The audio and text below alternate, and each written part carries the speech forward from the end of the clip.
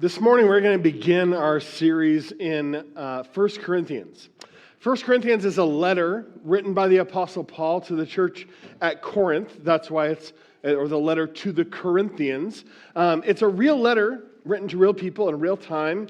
It's a historical document in that way. And so it's important to me that we place it in history, in place, in time, that we see it not just as like this piece of paper, but as a real thing that happened to a real people.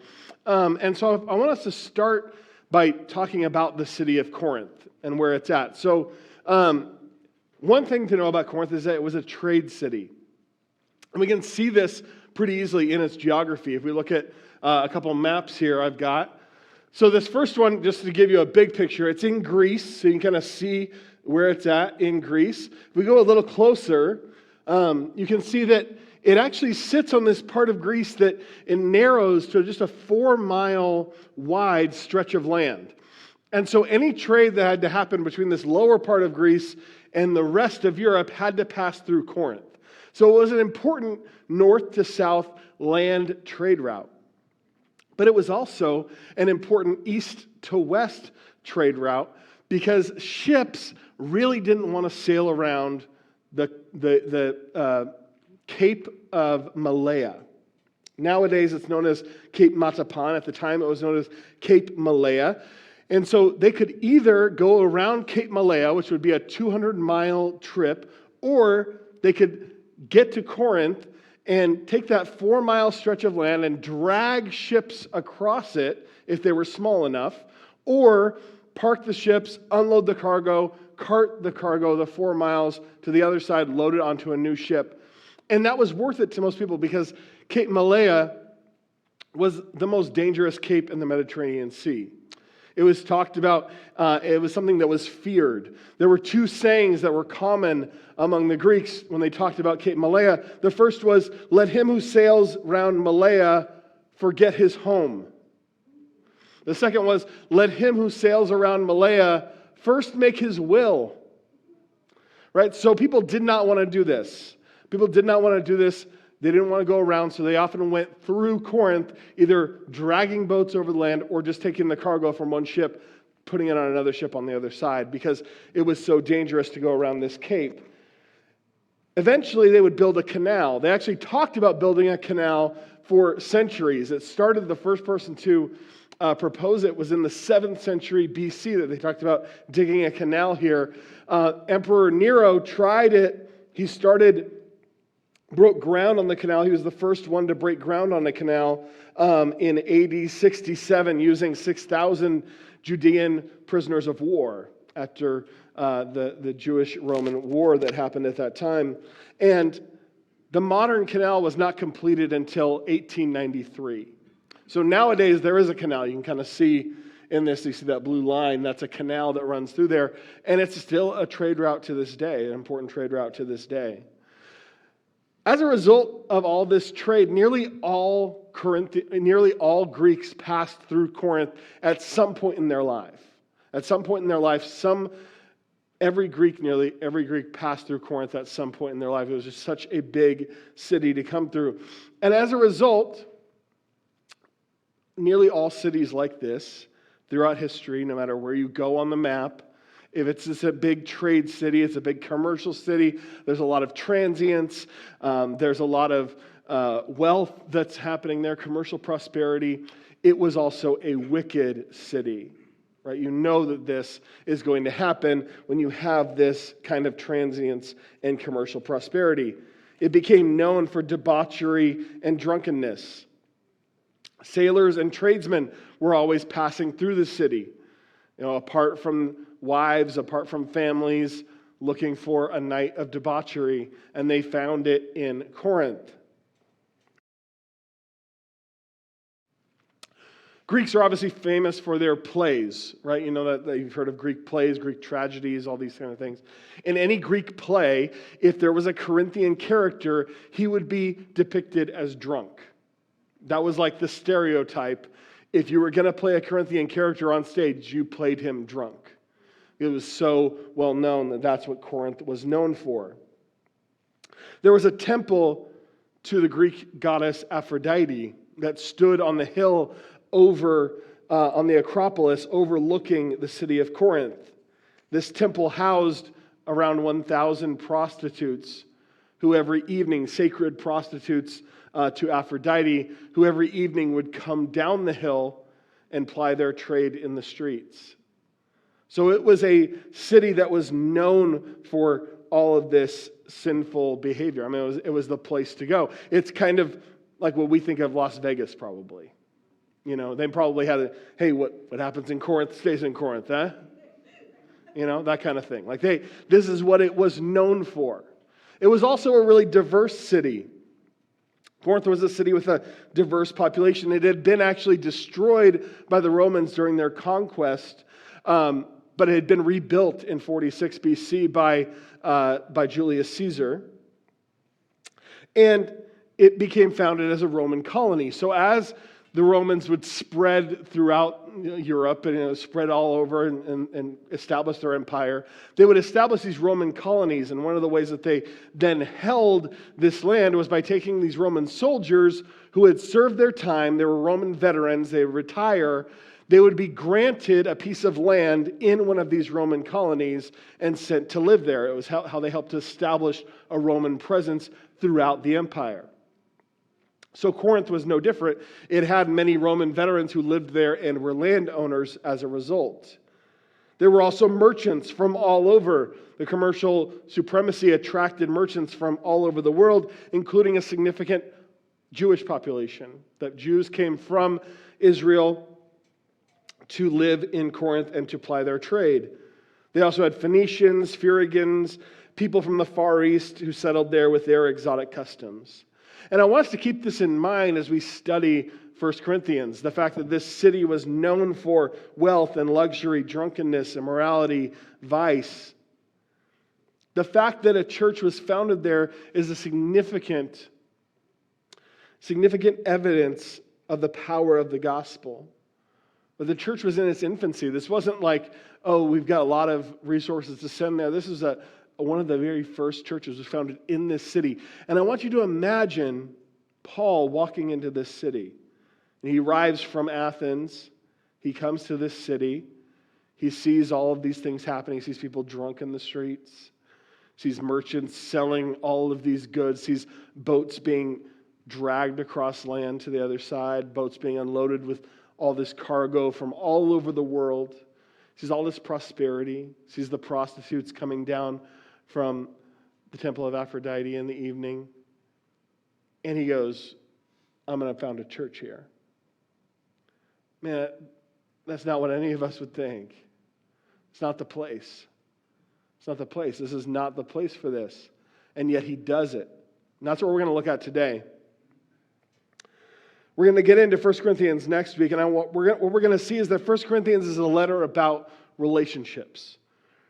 Relationships within marriages and families, relationships within the church itself. Paul is writing to the church at Corinth, so he's talking about how do we interact with one another within the church, but also how does the church then interact with non-believers, those outside of the church. And then how do we have a relationship individually with Jesus, but also how do we collectively have a relationship with Jesus? What does a relationship look like collectively as the people of God with Jesus? We're going to get into the letter next week, but we're going to start this series in Acts chapter 18. We're going to look at Paul's actual founding of the church in Acts chapter 18, verses 1 through 17. This occurred during Paul's first missionary journey. He was in Corinth from around AD 51 to 52 is when this started, and we're going to see that it began with some key relationships. We'll look first at Acts chapter 18, verses 1 through 4.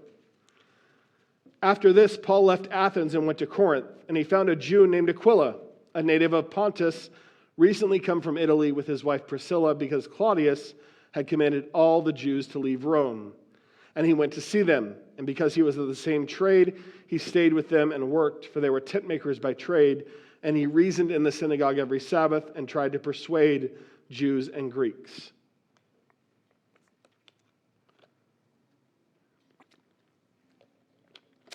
So this is Paul's first missionary journey. This would take years that he's going on this journey. It's not a short-term mission trip, right? He's going for years. He's spending years founding these churches, going from city to city. There's a little map in your study guide if you want to see kind of what his route was like. But he's just come from Athens. He arrives in Rome, he arrives in Corinth, and he's got to figure out what to do first. Again, imagine him getting there and kind of looking around and going, boy, where do I start? And he starts by making some friends, right? He goes to the commercial district. He finds some tent makers because he's a tent maker. He's got to make some money because he doesn't have a lot of support. Occasionally he gets support from other churches, but most of the time he's having to work and support himself. And so he finds Aquila and Priscilla, these tent makers. And he comes to them and he goes, starts up a conversation, finds out they're Jews as well. They actually got kicked out of Rome by the emperor, and so they came to Corinth. They set up shop as tent makers. Paul strikes up a friendship with them and says, hey, I'm a Jew as well. You're a tent maker, I'm a tent maker. How about I don't compete with you? I can just come work with you. And he came and he worked with them and he started a relationship with them and talked to them. And they're not believers yet. Right? They're not Christians yet. We don't have a record of that conversation, but he obviously shares the gospel with them, tells them about Jesus, convinces them through the scriptures that Jesus is the Messiah. And they start this relationship. He becomes friends. His first thing that he does when he comes to this new town is to make a few good friends and share the gospel with them. That's step number one. Step number two is that he visits the synagogue. He visits the synagogue every Sabbath, that's Saturday, and he tries to convince them that Jesus is the Messiah through the scriptures. He's opening the scriptures, and maybe he starts off even just sitting and listening and going like, oh, hey, you just read that from Isaiah. That was been fulfilled. That prophecy has been fulfilled. I know the guy. I can tell you all about it.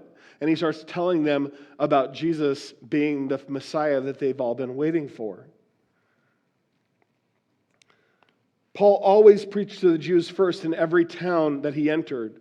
This was not just a comfort thing, right? Obviously, it's easier for him to interact with people that are of his same tribe, but it's not just that. It's actually a theological principle for him that the gospel should go to the Jews first. The Messiah was born from the Jews. He was preached to the Jews. He belongs to the Jews first and foremost.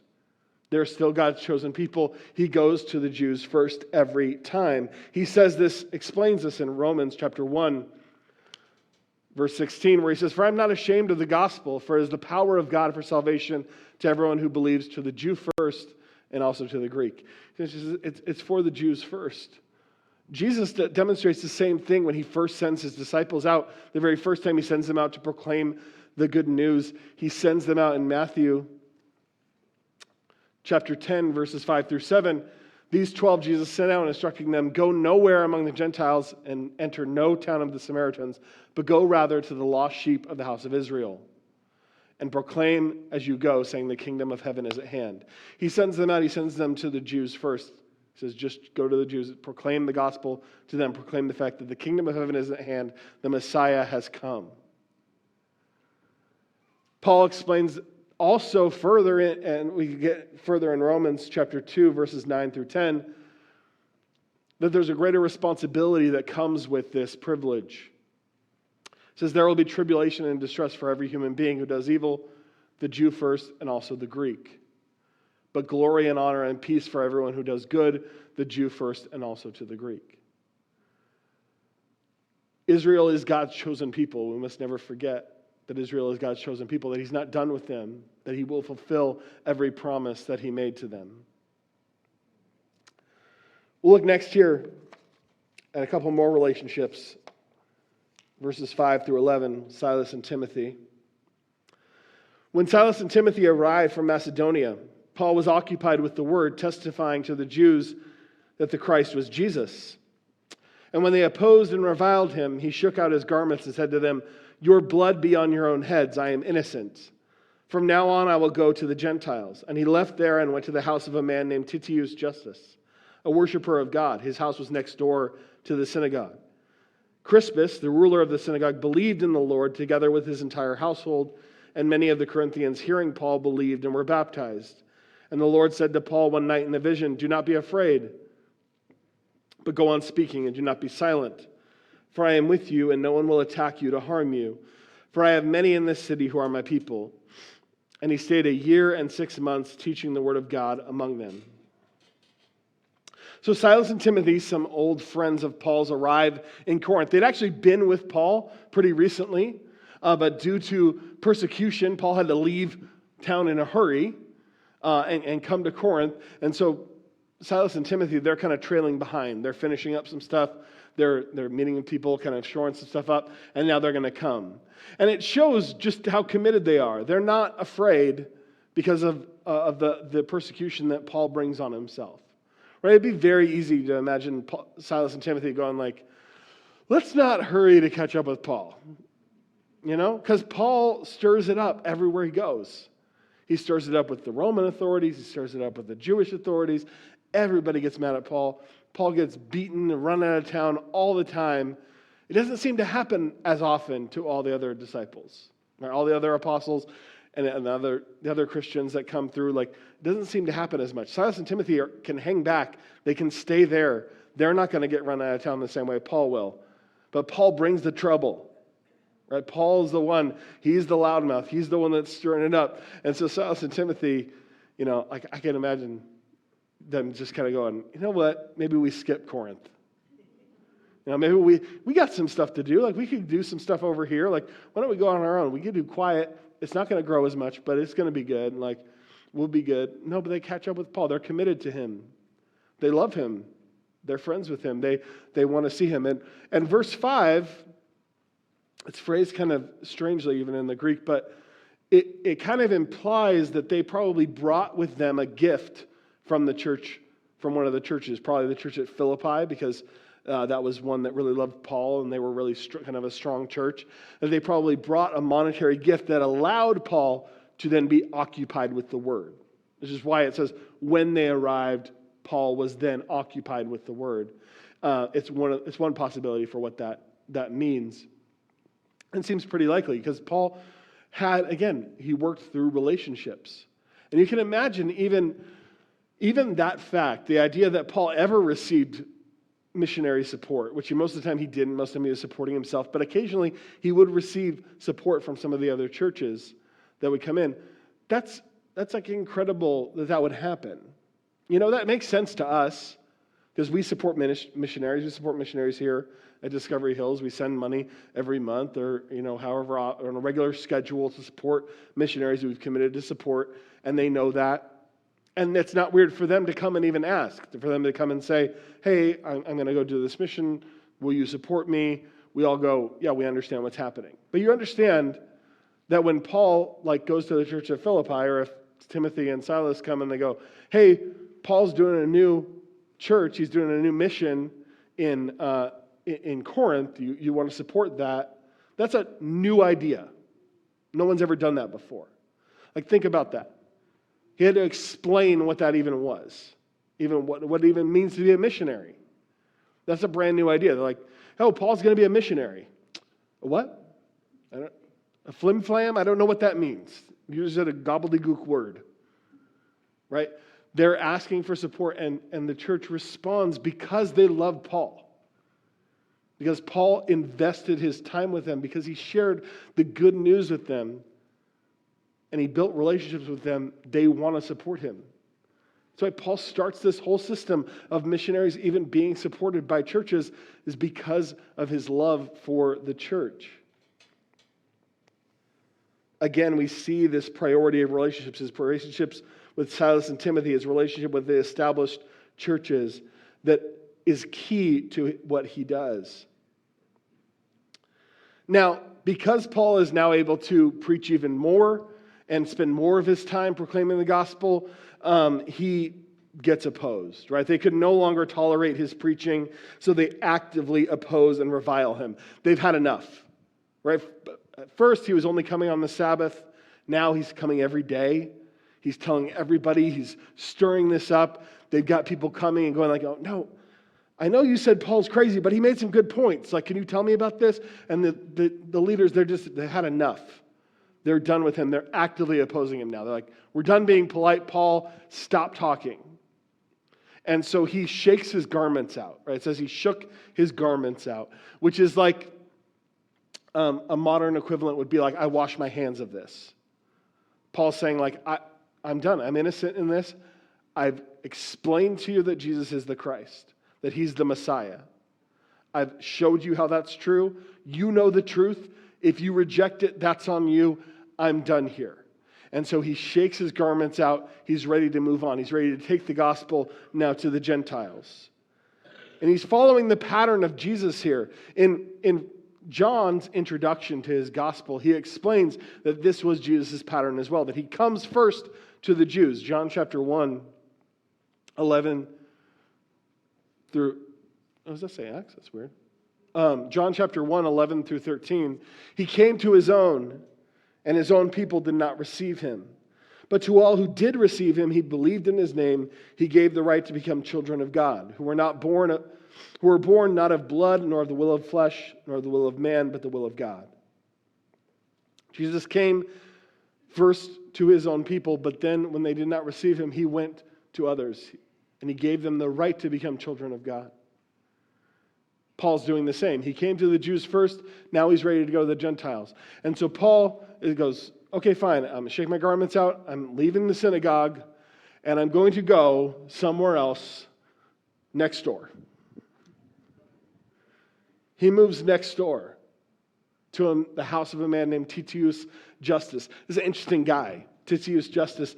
He's an interesting character because he is not a Jew, but he's like a fan of the Jews, right? He lives next door to the synagogue, and he's like, just starts going over there and talking to them and worshiping Yahweh. It says he loved God. He starts worshiping Yahweh. He starts learning all this stuff, and he's learning the scriptures. He's hearing about this Messiah that's coming. He's listening to the law of Moses. He's listening to the prophets. He's learning all this stuff. And then this guy named Paul shows up and tells everybody, the Messiah is here. Let me prove it to you. Look at the scripture. Look at the scripture. Here's what Jesus did. Here's who Jesus was. And Titius Justus got to be thinking like, I got into this Yahweh thing at the perfect time. Like, what a better timing could I have? The Messiah is here. I just got involved. But he believes Paul. He understands from his reading of the scriptures, this is obvious to him. He's on board, and he lives next door to the synagogue. So when Paul is ready to peace out from the synagogue, he just moves next door. That's hilarious. That's hilarious that he's like, okay, if you guys want to keep listening to me, you'll find me right over here. And you got to know that just flipped. The synagogue leaders had to just be going nuts, thinking like, man, we try to get rid of him. He's right there. He just moved next door. That's not helpful. Somebody else who left with him was Crispus, and he says he's one of the synagogue rulers. So most Bible scholars believe that the synagogues in these diaspora towns, right? This was part of the diaspora, the spreading of the Jews scattered throughout the nations. These diaspora towns would have these synagogues, and that would be the center of Jewish life. All of Jewish life would center around the synagogue. They would meet there, and that would kind of be their local political leaders, would be these synagogue rulers. And most Bible scholars believe that each synagogue would have around like 10 of these synagogue rulers.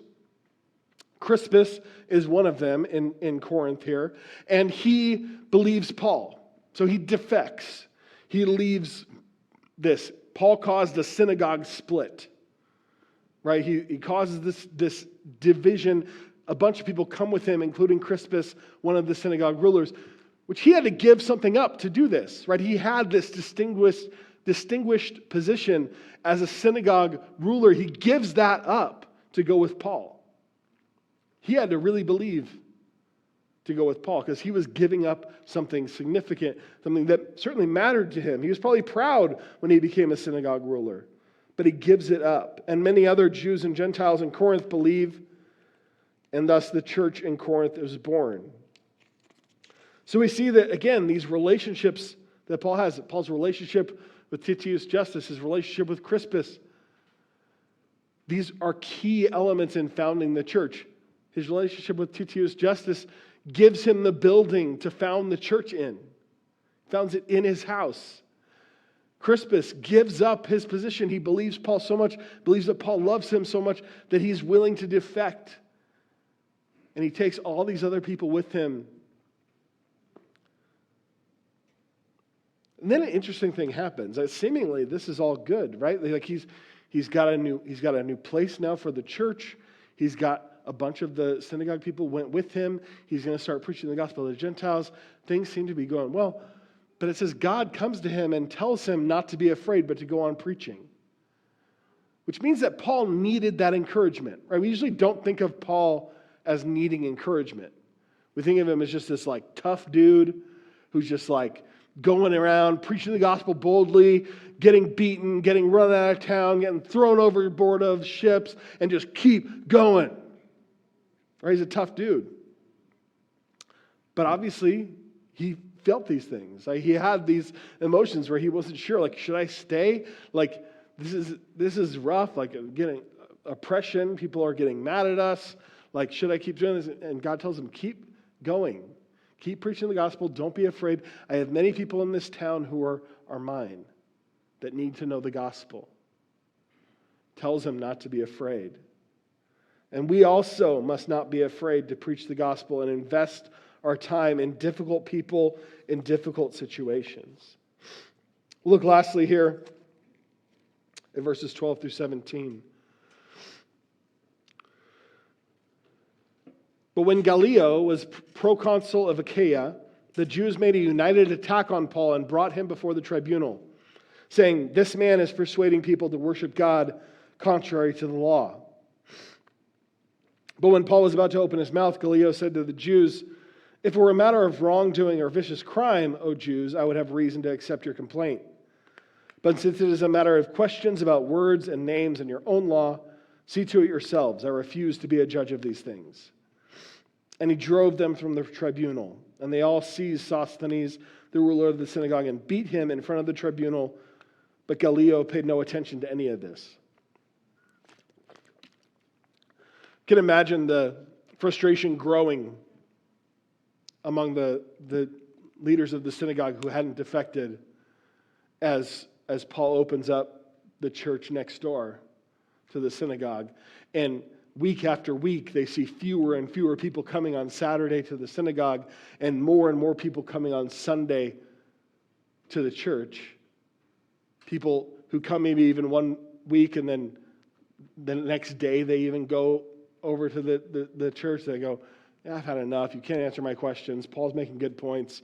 I'm out of here." And they just slowly are getting eaten away. They see Paul now bringing Gentiles in, teaching them to worship Yahweh. They're just getting more and more frustrated. They probably had, random attacks happen throughout the year and a half that Paul was preaching there, where they would just be yelling at people fighting, people, come and go, like, "You can't go over there. What are you doing? Are you crazy?" Like, yelling at friends of theirs who had gone over to the church and spending time with these defectors. There are all of these things happening kind of randomly, but now they kind of get it together. They have a united attack. They have a united attack on Paul. They get organized. They bring Paul before the tribunal, right? They drag him before the tribunal, this local Roman court. And they bring an accusation, where they tell him that he's teaching them to worship God in ways contrary to the law. And that thing of like, they brought him before the tribunal, that's one of those moments. This happens to me all the time when I read the Bible, where I go like, "Come on, give me more details. Luke, what do you mean they brought him before? They asked him to come? Did he go willingly? Or they go, "Paul, we'd like you to come before the tribunal." And Paul goes, "Yes, of course, I'm happy to go." Right? Is that how it worked? Or did they put a bag over his head and drag him to the court? They kind of do that in chapter 16. Or did they tell him, "Listen, we can do this the easy way or we can do this the hard way"? And Paul's like, "Okay, all right, hey, well, I'll go. All right." We don't know. I wish I knew.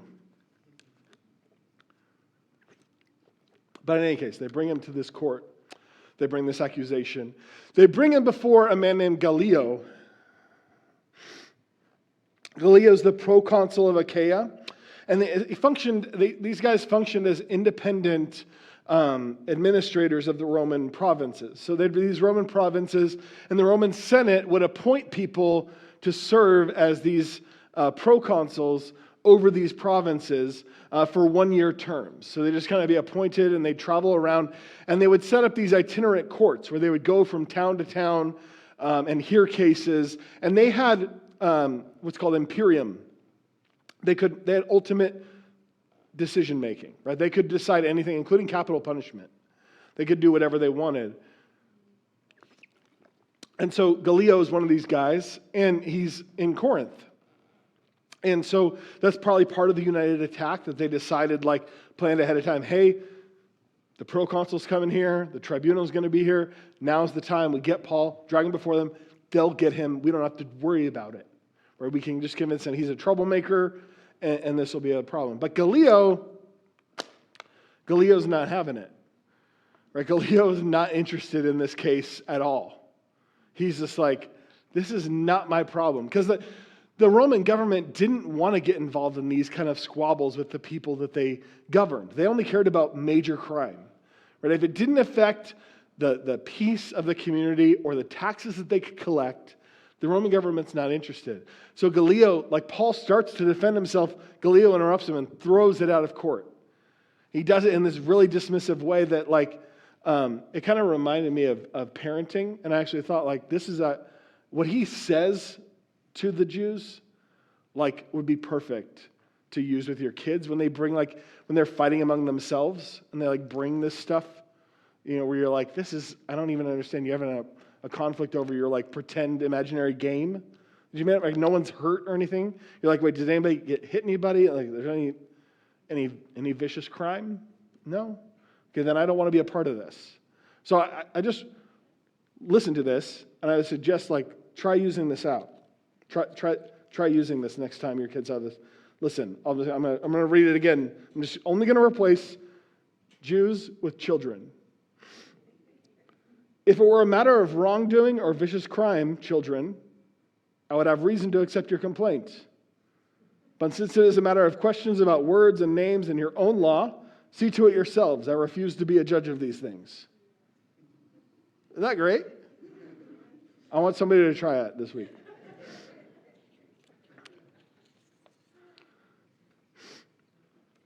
All right. So then we go to Sosthenes. Sosthenes is another ruler of the synagogue who defected, right? Came over to Paul. He probably goes with Paul because he's thinks, well, I've got some standing in the community. I was a ruler of the synagogue, not anymore because I went over to Paul, but people will listen to me and maybe I could talk to this guy. Maybe I could get Paul off, but he doesn't even need to do that. So, they go before Gallio. Gallio dismisses them. They go outside and they're outside the Roman tribunal. And the mob that drug Paul to the tribunal starts to beat Sosthenes. Why? Because they're standing outside of a Roman tribunal. And Paul is a Roman citizen. So they couldn't get away with beating Paul in front of the Roman tribunal. Because Roman citizens had special protection. And if you mistreated a Roman citizen, it was a much different story. They wouldn't care at all. Beat Sosthenes all you want. He's not a Roman citizen. But Paul was a Roman citizen. Paul invoked his Roman citizenship regularly. There's one example just a few chapters earlier, when he's in the church in Philippi, he gets arrested and he's treated really badly. It's not the way that a Roman citizen should be treated. And listen to what happens. Romans 16. But when it was day, the magistrate sent the police saying, "Let those men go." The jailer reported these words to Paul, saying, "The magistrates have sent to let you go, therefore come out now and go in peace." But Paul said to them, "They have beaten us publicly, uncondemned, men who are Roman citizens, and have thrown us into prison, and they do not now throw us out. And do they now throw us out secretly? No, let them come themselves and take us out." Or so Paul has been beaten publicly, treated badly, without a trial, uncondemned, and he tells, and the magistrates realize the mistake that they've made, so they go to try to be like, just go ahead, go, just get out of here. And Paul's like, I'm not going anywhere. They can come tell me themselves. The police reported these words to the magistrates, and they were afraid when they heard they were Roman citizens. So they came and apologized to them and took them out and asked them to leave the city. Paul invoked his Roman citizenship to his advantage numerous times as he's spreading the gospel throughout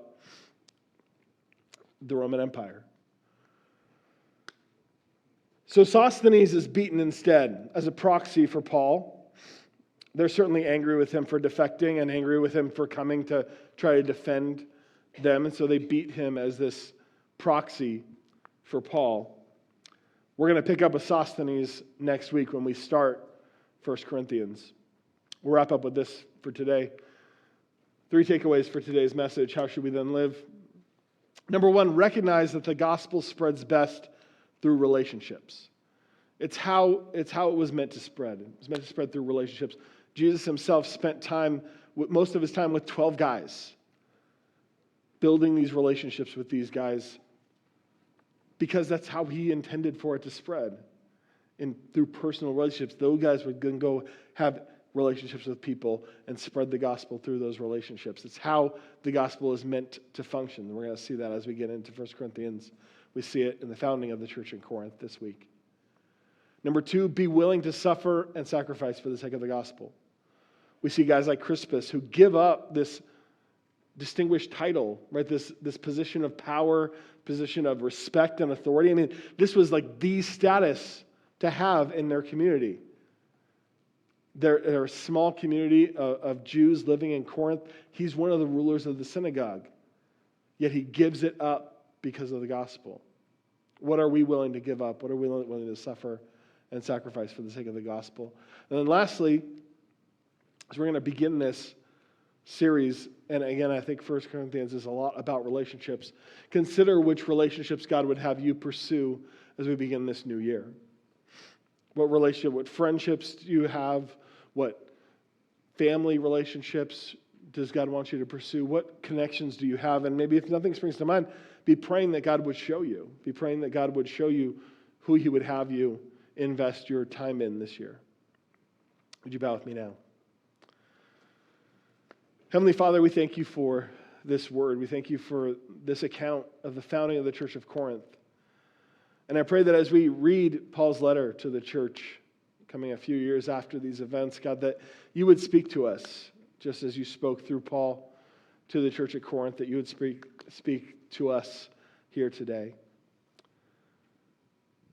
Pray these things in the blessed name of Jesus. Amen.